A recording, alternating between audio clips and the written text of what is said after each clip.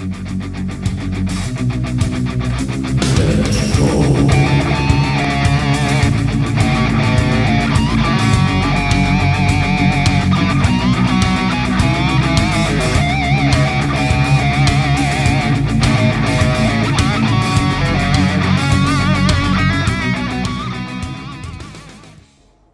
about to discover the secret to learning a language in 10 days.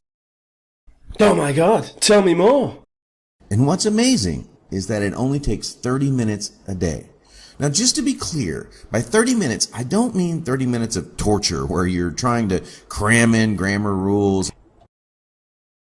Seriously, what English class these days, what respectable language academy involves a class where you spend 30 minutes cramming grammar rules?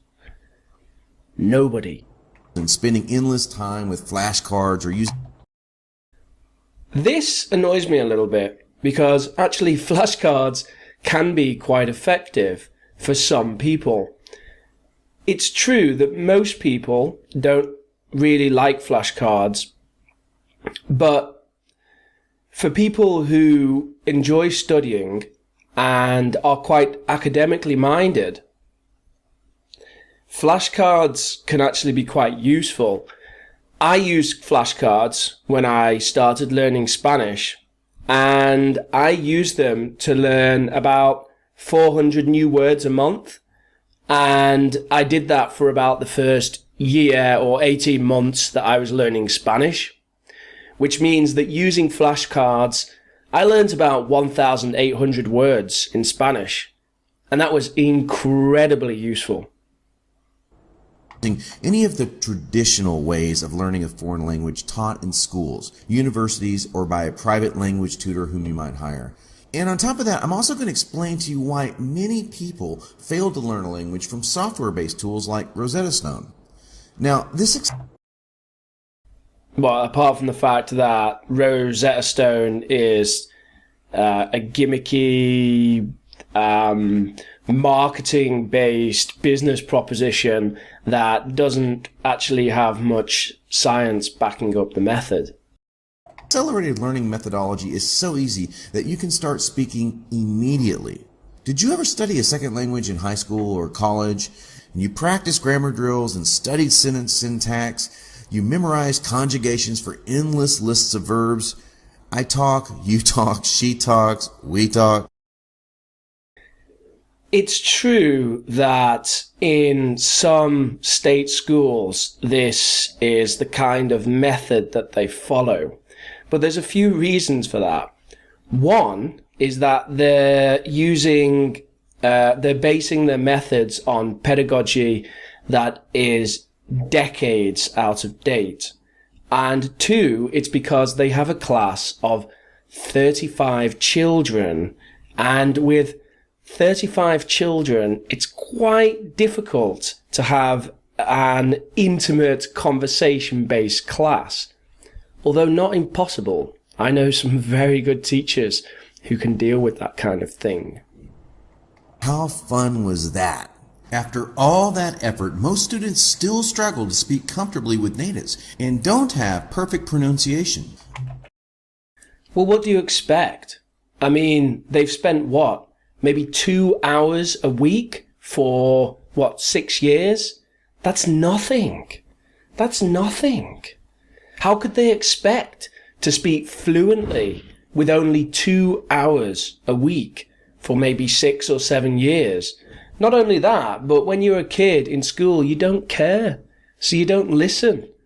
So, for example, I did French at school for 6 years, and I can only remember maybe 5 or 6 phrases in French because I just didn't care. But as an adult, I learned Spanish effectively in about 4 or 5 years. So I'm going to share with you the biggest insight into language learning that was discovered almost 50 years ago by Dr. Paul Pimsleur, someone you could call the Einstein of learning language. Now, I've got a few things to say about this. I actually quite like the Pimsleur method. However, it has a very specific use, and the goals that you can expect from Pimsleur are quite limited. Now, what Pimsleur is it's an audio-linguistic method that's based on behaviorist science from the 50s, 60s, 70s. And the idea is that you are forming habits through repetition. In addition, Pimsleur has the added benefit that Pimsleur himself did all this research on, I think it's called graded memorization. And the idea of this is that you encounter something new, and then a short time later, you have to actively remember it. And then a little bit longer, you actively remember it again. And then a day later, you do it again. And a week later, you do it again. And then it becomes permanently entrenched in your memory. And actually, the science on this is sound, and the method works. However, it is incredibly boring for most people. I did it with Spanish. I did the, I think it was the 35-hour advanced Pimsleur course. And I did it several times. I used to do each lesson twice. And it was helpful. It gets you forming things, and the speaker will say, okay, now how do you say this in Spanish? And you say it, and you hear the response, you hear the correct answer, and you repeat again and try to copy the pronunciation. It's very mechanical, but it does work. But another thing about it is it's quite effective for production, but it's not so effective for comprehension. You're not practicing comprehension. You're really practicing forming sentences and speaking and then correcting yourself. So its use is quite limited, and a lot of people don't like it. However, it does have its merits. That's true. Now, in the next part of this video, he's going to talk a little bit about that and say some of the things that I've already said, but he's going to make them sound better using marketing and all that nonsense. So I might skip this part of the video, but let's see.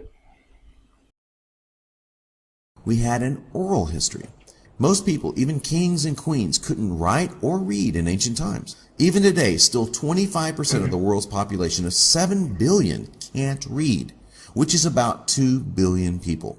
And these adults can function and interact normally with each other, but when you look at the industrialized nations, which have a 97% literacy rate, one of the biggest challenges to learning another language is the fact that adults are able to read and write. This is total nonsense. This is complete nonsense. Being able to read and write does not in any way hinder you from learning a language. In fact, being able to read and write and reason actually give you an advantage. The only point that I will concede where adults have a disadvantage over children is in how they recognize sounds. And what happens here is children under the age of 3 are able to recognize and distinguish all the sounds in all languages. But by the time you reach 3 and 4, this ability starts to diminish, and you can only distinguish the sounds in your own language.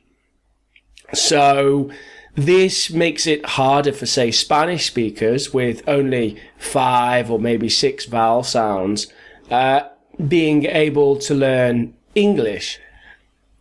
In English, where there are in English for 12 monophthong sounds. At least initially. Let me explain what I mean. Before we learned to read and write, we learned to speak. And Dr. Pimsleur discovered how adults can learn a language dramatically faster than children through a unique audio method that literally fools your brain into learning. His whole approach to language learning can be summed up by the statement, when you know what sounds right, everything else is easy. I'm not sure where to start with that statement. When you know what sounds right, everything else is easy.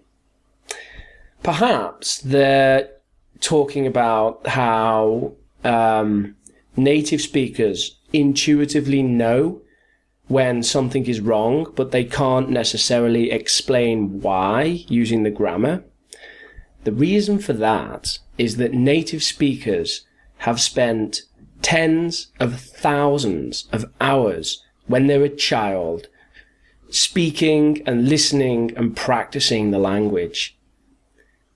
Learning by memorization like that, without any active study and without studying the rules, takes forever. If you wanted to copy the method that children learn languages, it would be a very slow method. Children have normally two dedicated, loving adults talking to them in their native language for 10 or 12 or longer or more hours a day. So if you think about that, 10 or 12 hours a day for 7 years, how many hours is that? Do you really have that amount of time to dedicate to learning a language? Because I certainly don't. And most students that I know certainly don't. So as adults, we need a faster method. We can't learn how children learn. We don't have the time to learn how children learn. You first learn to speak by interacting with your parents. And your brain is designed to learn a language through conversation. Here's proof. If I tell you, I bread needs, you instantly know that my grammar is off and I should be saying, I need bread. This is horrible proof. This is not proof at all of what he just said. This is proof of what I just said. You don't need to think analytically about verb conjugation, sentence syntax, and so forth. That's all boring and unnecessary stuff. To put it another way, if you can't speak another language and you've tried to learn before, you're probably doing something wrong. Okay, so again, I disagree with both the things that he just said there. First of all, yes, you don't think about conjugation and syntax because you've learned by memorization, taking tens of thousands of hours to do it.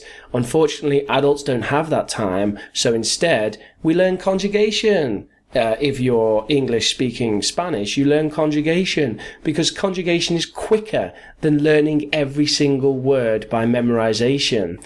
It's why you're nervous speaking with others. You have difficulty remembering vocabulary. You have a thick accent, perhaps.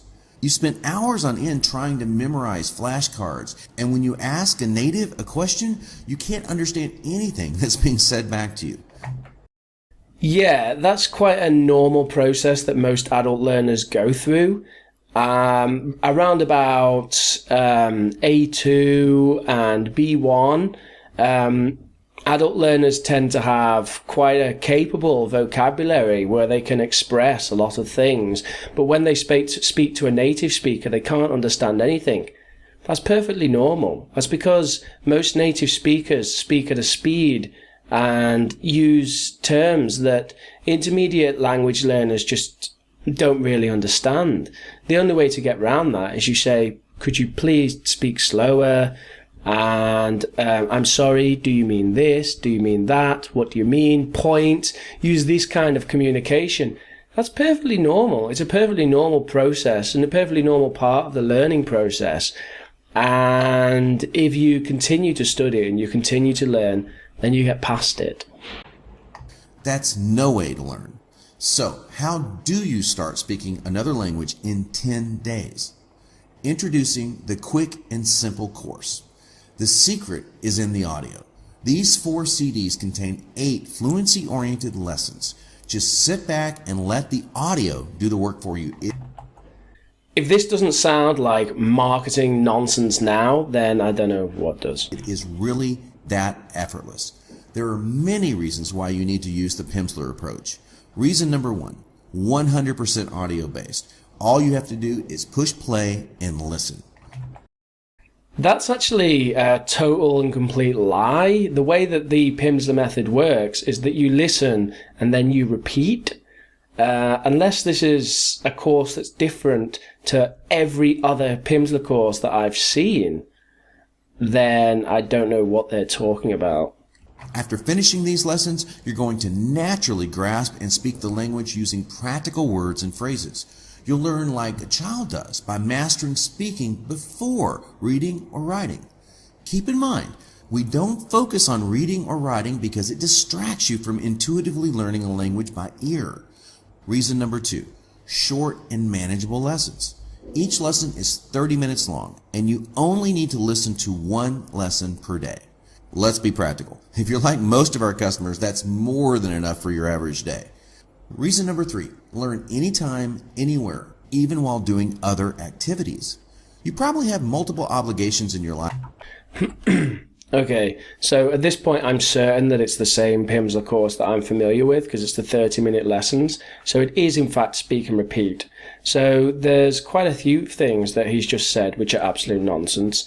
One, 30 minutes a day. So now they're saying that 30 minutes a day for 10 days and you can speak the language. This is one of the most outrageous, ridiculous claims that I've ever heard in my life. They're saying 5 hours of work, study, and now he's saying, oh, and you can do it anytime, anywhere. Really? When you're driving?